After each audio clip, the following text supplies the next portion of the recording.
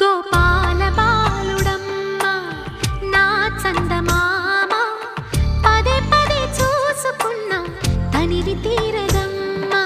రారా కన్నా కడుపారా కన్నా